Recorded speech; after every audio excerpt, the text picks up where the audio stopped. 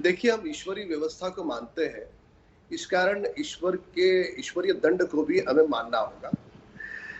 बिल्कुल साफ शब्दों में कहा जाए तो जिस समय श्रीमान उद्धव ठाकरे जी मुख्यमंत्री थे, 12 करोड़ लोगों के दायित्व का निर्वहन उन्हें करना था।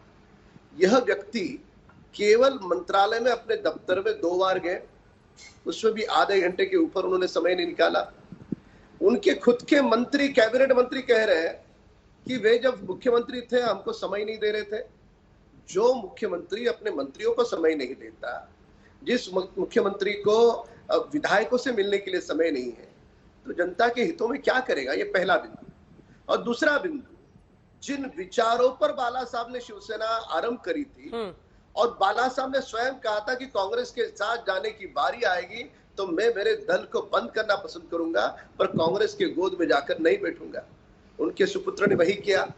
उनके विरोध में जाकर के, बाला साहब के विचारों के साथ गद्दारी करके वे कांग्रेस और शरद पवार की गोद में जाकर के बैठे।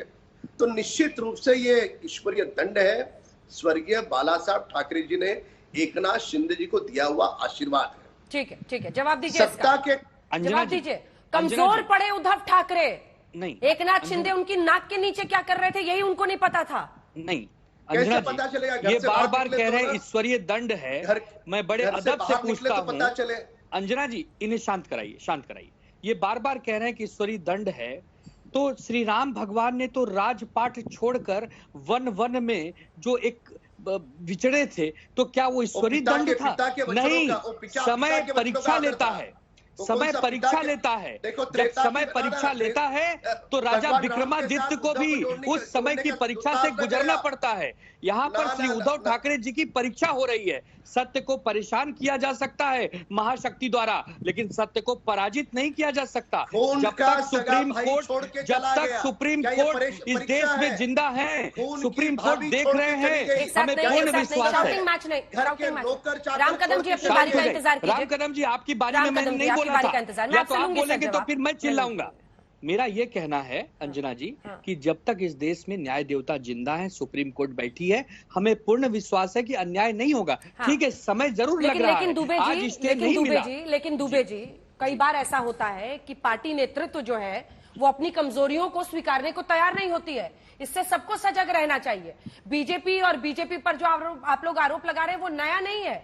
ऐसे में जब इस तरह की स्थिति है तमाम पार्टियों के, और आपने कुछ ही देर पहले देखा था अजीत पवार, सोचिए शरद पवार, और जाकर अजीत पवार ने उनके साथ शपथ ले ली थी देवेंद्र फडणवीस के साथ। बहुत सही सवाल। आप अपने नेता और नेताओं की कमजोरियों पर भी तो नजर डालिए।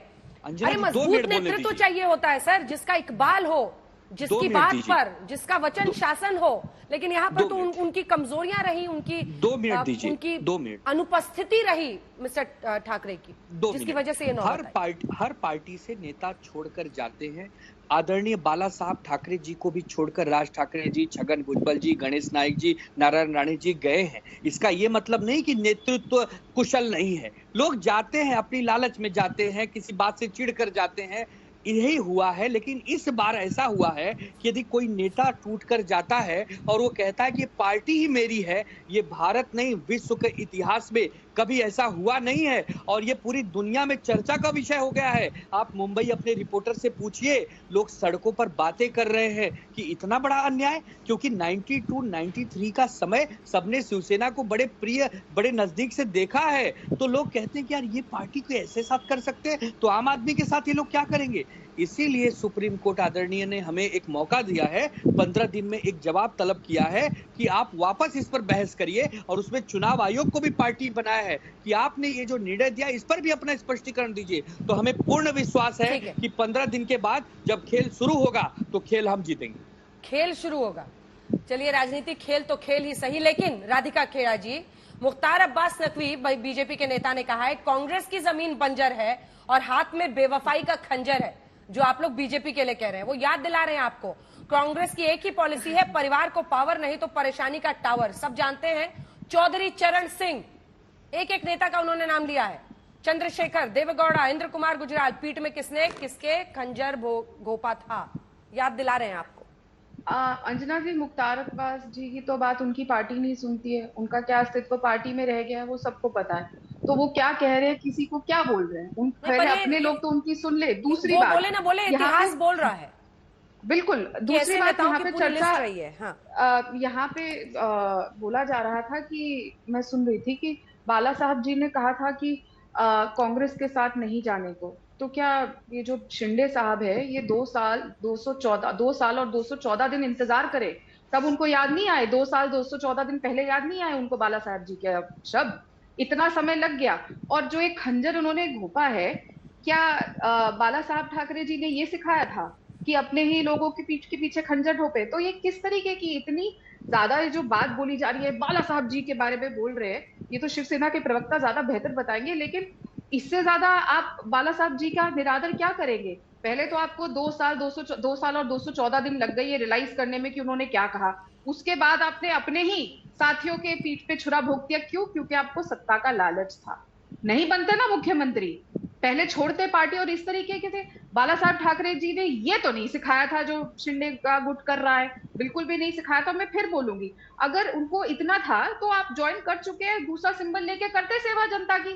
क्या दिक्कत थी? जब आपने तोड़ ही लिए, लेजिस्लेटर्स आपके साथ है, आप क्यों बार बार वो अपने आप को बाला साहब ठाकरे का उत्तराधिकारी मानते हैं। राधिका जी, इसका जवाब तो बहुत सिंपल है। मैं नहीं मानती। वो मानते हैं कि सुनिए ना, उद्धव ठाकरे ने कांग्रेस के साथ हाथ मिलाकर बाला साहब की आइडियोलॉजी, उनकी विचारधारा को डाइल्यूट कर दिया, उसका डाइल्यूशन हो गया। कह रही हूँ